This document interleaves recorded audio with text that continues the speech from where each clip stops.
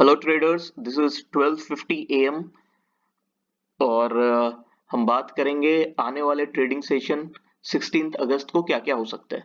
मैंने weekly time frame पे trading view platform में चार्ट खोल रखा है और जो भी चीज मार्क थे उस दिन और एकदम उसी वही इंटैक्ट है। मैंने कुछ भी चेंज नहीं किया इसमें।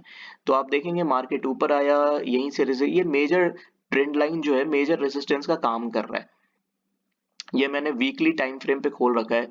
अगर आप थोड़ा सा सोचें और मैं आपसे ही पूछता हूँ, अगर आपने यहाँ पे बाय किया रहेगा कहीं पे, आप लॉन्ग एंट्री एंट्री किए हैं यहाँ पे, जो भी लोग यहाँ पे लॉन्ग एंट्री किए हैं लगातार हर वीक में अच्छे बड़े ग्रीन कैंडल बन रहे हैं। आप देख पा रहे होंगे अच्छे अच्छे ग्रीन कैंडल बन रहे हैं। तो सवाल ये उठता है कि हम प्रॉफिट कितने लेवल पे बुक करेंगे, या जो भी ट्रेडर्स हैं जिन्होंने भी लॉन्ग किया हुआ है वो किस लेवल पे आके बुक कर सकते हैं। तो एक तो आपको ऊपर में दिख रहा होगा 18,000 पे एक राउंड लेवल भी है और एक अच्छा रेजिस्टेंस भी प्ले कर सकता है। अगर आप उससे थोड़ा सा नीचे आएंगे तो ये है एक मेजर स्विंग 17,800 के अराउंड। तो अगर कल के ट्रेडिंग सेशन में 17,800 के अराउंड मार्केट ओपन होता है और थोड़ा देर तक एक्यूमुलेट होने के बाद अगर ये ऊपर साइड में ब्रेक करता है तो फिर हम कॉल के डायरेक्शन में बैठ सकते हैं। अदरवाइज थोड़ा सा वेट करने के बाद यह कोई रेड कैंडल बनाता है 15 मिनट्स पे, तो हम 15 मिनट्स का लो ब्रेक करने के बाद एक ट्रेड ले सकते हैं विथ स्ट्रिक्ट स्टॉप लॉस। ये मैंने daily chart daily time frame पे खोल रखा है।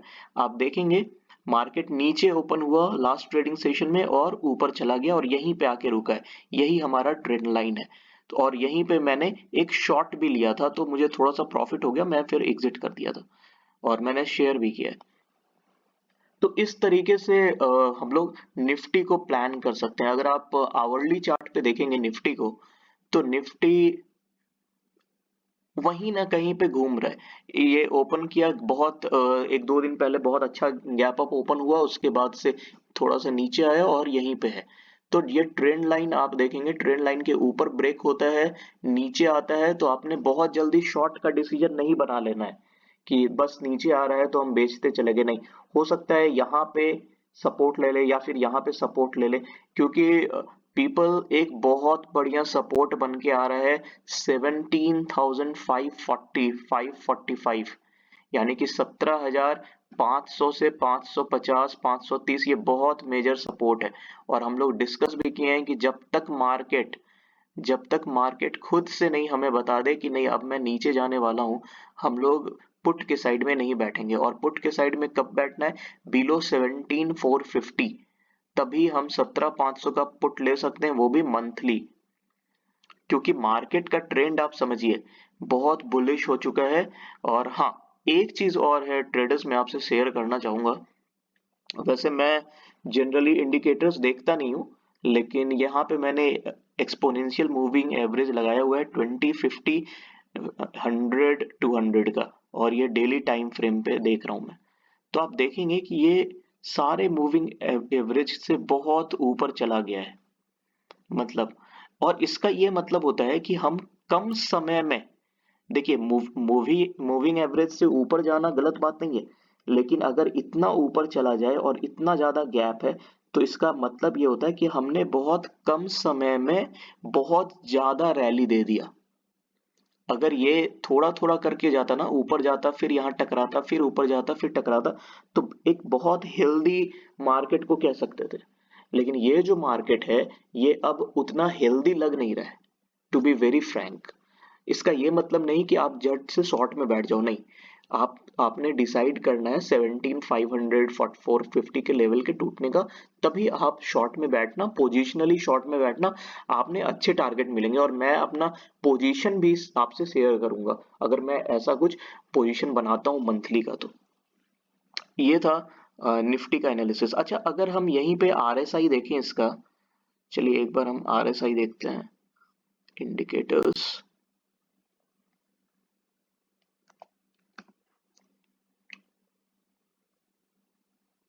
अगर आप RSI भी देखेंगे ना, तो आप एक चीज नोटिस करना जरूर, ये जो लास्ट कैंडल है और लास्ट के कई कैंडल्स, ये 80 के आसपास है ना।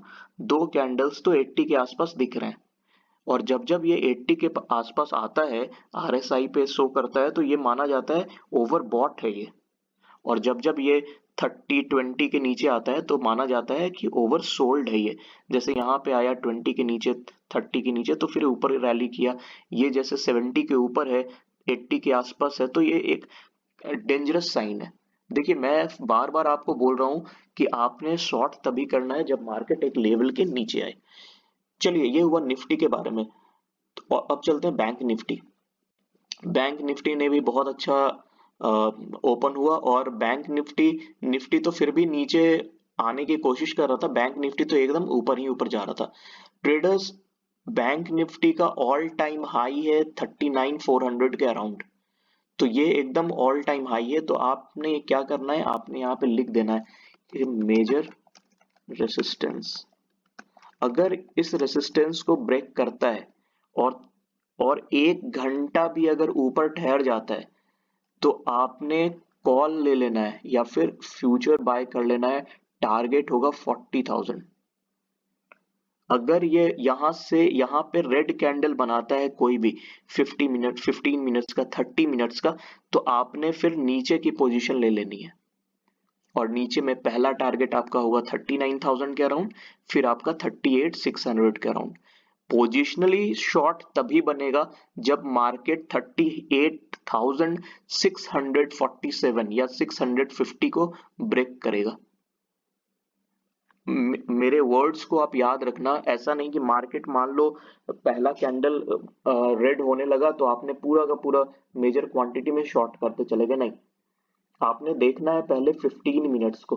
15 मिनट्स के लो को अगर ब्रेक होगा, सेकंड कैंडल ब्रेक करेगा, तो फिर आप शॉर्ट के ट्रेड में बैठोगे।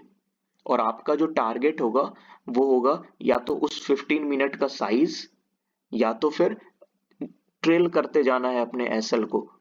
पहला कैंडल का नीचे आया, फिर दूसरा, फिर तीसरा, ऐसे। पोजिशनली आपने शॉर्ट में कब बैठना है, जब इसके नीचे आएगा। मैं यहाँ पे मार्क कर दे रहा हूं, इसके नीचे जब आएगा तभी आपने पोजिशनली शॉर्ट लेना है ना।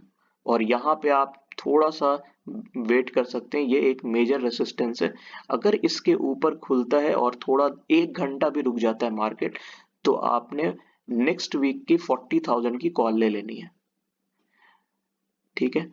फिर मैं अगर एक्सपोनेंशियल मूविंग एवरेज के बारे में बात करूं, तो इसका भी थोड़ा सा डेंजर सिचुएशन पे खड़ा है। आप देख रहे हैं, मैं फिर इस चीज की जिक्र करूंगा, ये मूविंग एवरेज के बहुत ऊपर चला गया है। और इतना ऊपर जाने का मतलब है इसने बहुत कम टाइम में अच्छी खासी रैली दे दी। और अगर आप RSI की बात करेंगे,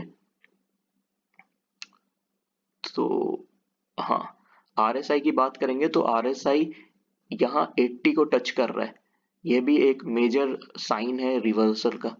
तो ठीक है, आप थोड़ा सा वेट कीजिए, पेशेंस। देखिए, ट्रेडर्स, मार्केट में पैसा बनता है।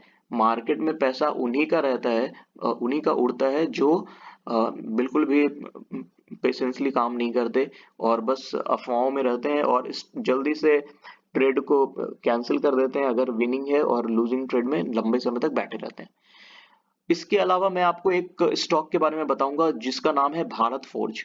ये एक डिफेंस सेक्टर के स्टॉक है, बहुत बढ़िया। आप देखेंगे ये नीचे आया, ट्रेंड लाइन था, नीचे आया, ट्रेंड लाइन था, रेसिस्टेंस। इसने क्या किया है, अब जाके रेसिस्टेंस को ब्रेक किया है कुछ दिन पहले। उसके बाद ये ऊपर गया, फिर नीचे यहाँ पे रीटेस्ट किया है, और रीटेस्ट करने के बाद ये शार्प मूव किया है। और लास्ट 2 डेज की रैली में इसने 80-90 पॉइंट की रैली दे दी है लास्ट 2 डेज में। और अगर आप मूविंग एवरेज पे भी इसे लें, तो मूविंग एवरेज भी एक बुलिश शाइन बता रहा है, ये इसी पे सपोर्ट लेके ये ऊपर गया है। तो ट्रेडर्स इसको अपने वॉच लिस्ट में लगा के रखना। इसका टारगेट हो सकता है 850 के अराउंड। देखिए, लास्ट टाइम भी 850 के अराउंड ये आके रुक रहा था। और अगर ये नीचे साइड में ब्रेक करता है 700 को, तो फिर नीचे थोड़ा सा आ सकता है। बाकी ये बाई ऑन डिप्स का ये स्टॉक है, ये बहुत ज्यादा नीचे नहीं आएगा, और एक ट्रेंड लाइन है, इससे सपोर्ट लेके ऊपर जाना चाहिए इसको। अगर ये नीचे भी आता है तो इसी आसपास में ऊपर सपोर्ट लेके ऊपर जा सकते हैं। तो ट्रेडर्स नजर बनाए रखेंगे, भारत फोर्ज एक अच्छा स्टॉक है और आप अपने पोर्टफोलियो में भी इसको कैरी कर सकते हैं। निफ्टी में थोड़ा कॉशियसली ट्रेड करना है।